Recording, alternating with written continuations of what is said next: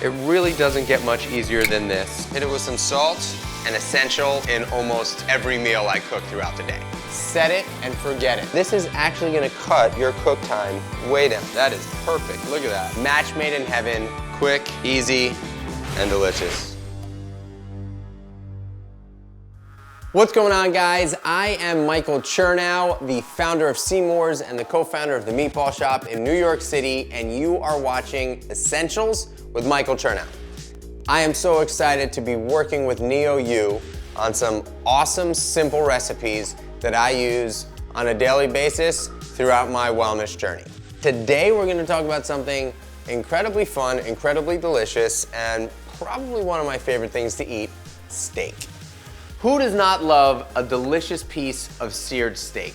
One of my favorite sources of protein, specifically after a heavy-duty leg day, sear a piece of steak, sit down, enjoy myself, I get the protein, I get the iron, and I'm in heaven. So, first things first, we have an awesome porterhouse steak here. It's a big steak, just how I like it. What I like to do with steak for the first thing is get it out of the fridge about a half an hour before you want to cook it. You want to get that steak down to room temperature before you put it on the pan to cook, all right? That's going to help the cooking process. It actually tenderizes the meat a little bit, and it really just makes for a better cook, okay? So, there's two ingredients that I use outside of the steak to cook steak. Very, very simple. I use kosher salt, and I use olive oil. Those are the two ingredients that I use, nothing more, nothing less. So, steak is down to room temp. Okay?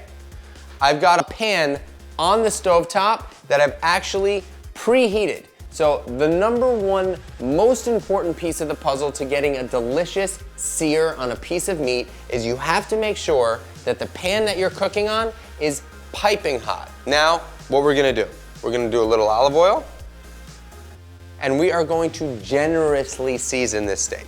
Generously, meaning a lot of salt. I like to use a lot of salt when I cook steak. Now, I always season with one hand and touch meat with the other hand. So I always have a dry hand to season, and the other hand I can do whatever I'd like with, all right? Olive oil, once again.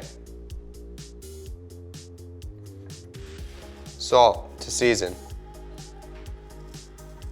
You wanna make sure that every single speck of flesh has salt. Okay, all right, so, this is my tong. My tong is what I'm gonna use to put the piece of steak onto the pan. So now that that pan is hot, I'm gonna then add my olive oil, all right?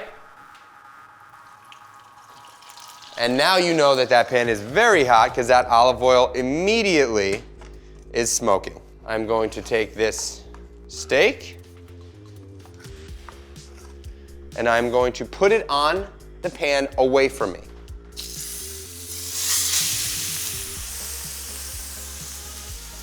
Once you lay that steak down on that pan, do not touch it. Do not touch it for at least a minute. It is not going to burn. What is happening here is the heat is actually caramelizing flesh, which is creating that awesome golden brown, little bit past golden brown sear that you love when you eat a steak in a restaurant. I think this steak right here is gonna cook for about 1.5 minutes on both sides, and then I've got this oven preheated at 375. I'm gonna finish it in the oven depending on how I'd like that steak cooked. Let's see where we're at here. Oh my God, that is perfect, look at that. And there you have it. That is a really well-seared piece of steak. It's exactly what I'm looking for. The oven is gonna give it a little bit more of a twinge just to get it a little bit golden brown right here in the center. All right, so I believe that we've been about 1.5 minutes on both sides now. And as you can see, we have a nice sear on the bottom and a nice sear on the top. I'm just gonna finish it up a little bit in the oven here because I like to cook it about medium rare. About 1.5 minutes in the oven. We're gonna pull it out. We're gonna let it rest for about 6 to 7 minutes. We're gonna cut it, and then we're gonna eat it. All right, woo! That steak is looking mighty, mighty delicious. So what you want to do when you get the steak out is you want to make sure you get it out of the pan fast, right? You don't want it to cook any longer than you've hoped for it to cook for. So we're going to let that baby rest for about 6 to 7 minutes. We're going to cut into it, and then we're going to enjoy the fruits of our labor. All right. So this steak has been resting now for about 6-7 minutes. And I personally like my steak rare to medium rare. Now also, one other thing that you should think about here is when you're cutting steak, if you'll notice the grain of this steak, meaning which way the fibers are actually going, are coming down this way. You always want to cut across them. You never want to cut with them, all right? That's going to allow for a tender bite.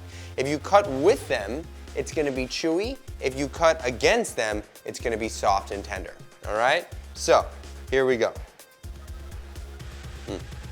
If you look here, you'll see that steak is really nice on the outside, nice and pink on the inside, and I'm going to take a bite of this guy because look at that.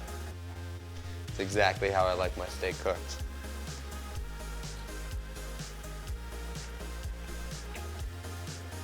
And that, my friends, is a delicious piece of meat. Thanks so much for tuning in to Essentials with Michael Chernow. Until next time.